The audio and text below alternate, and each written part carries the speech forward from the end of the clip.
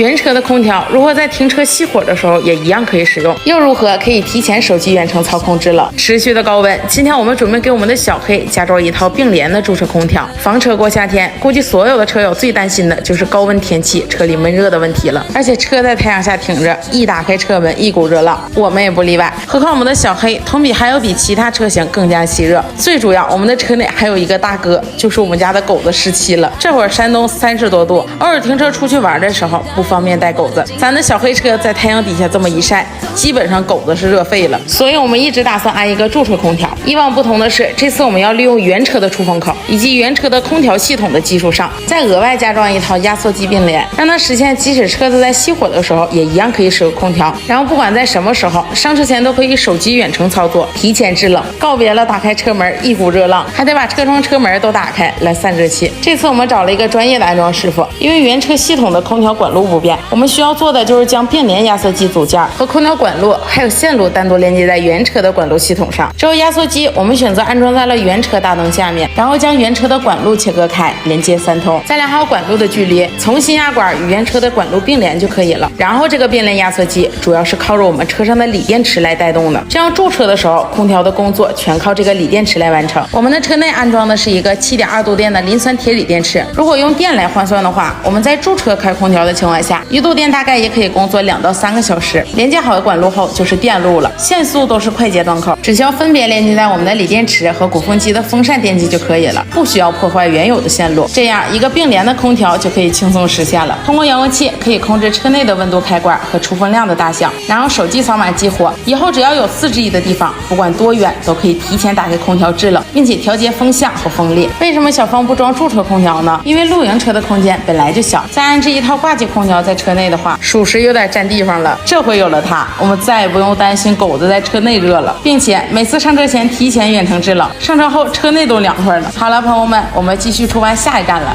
今天潍坊到青岛。